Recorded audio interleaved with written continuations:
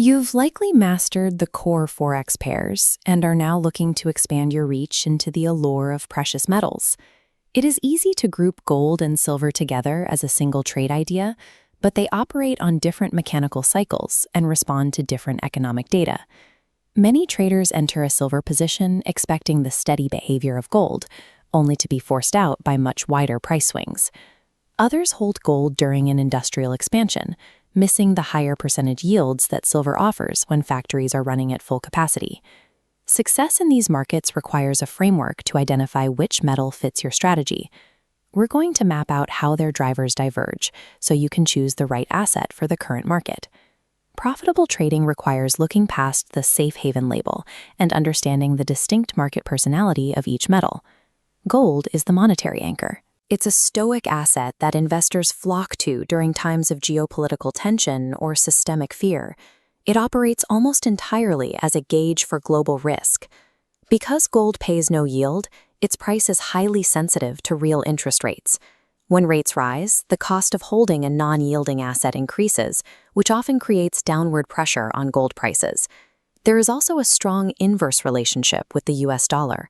As the DXY strengthens, gold becomes more expensive for buyers using other currencies, which can dampen global demand.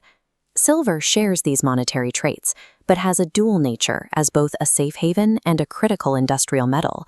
Industrial demand accounts for over half of all silver use, so strong manufacturing data can drive silver prices higher, even when gold trades flat.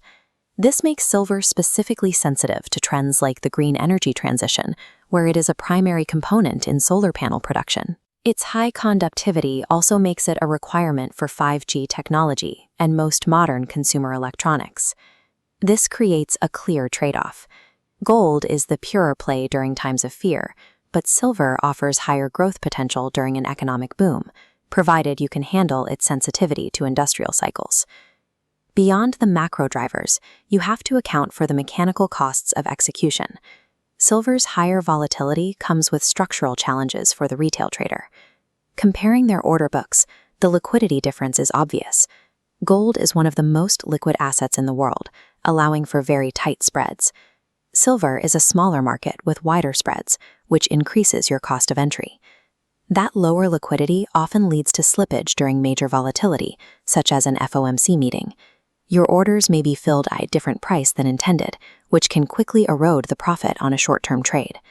Silver also has a much higher beta. Its price swings are often much larger in percentage terms than gold's, with faster and more aggressive moves. This creates a risk for traders who use the same position sizing for both metals. A standard gold lot size applied to silver often results in a stop-out before the trade has room to develop. To manage this, you should use the average true range to size down your silver positions.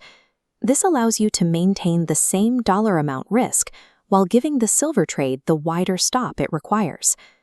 Silver is not a direct substitute for gold.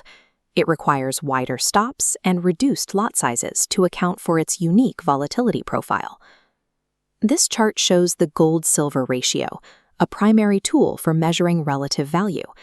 By dividing the price of gold by silver, you see how many ounces of silver buys 1 ounce of gold. Historically, when the ratio climbs above 80, silver is considered cheap compared to gold. Traders often look for silver to outperform gold from this level. When the ratio drops below 40, gold is considered the better relative value, suggesting it might be time to favor XAU over XAG. If you are already bullish on metals, the ratio indicates which one has more relative room to run. At high ratios, silver has historically offered better catch-up potential. Remember that this is a long-term gauge for value. Imbalances can stay at extreme levels for months, so it should be used for bias rather than precise timing. This flowchart filters these variables by risk tolerance and economic cycle. If you're a swing trader seeking smoother action amid recession fears, gold is your best instrument. If you're an intraday trader navigating an expanding economy, silver offers rapid movement. Before you place your next trade, check the manufacturing PMIs and the gold-silver ratio to ensure your bias is aligned with the data. You can apply this framework today on an FXNX demo account to practice sizing your positions and tracking the ratio in real time.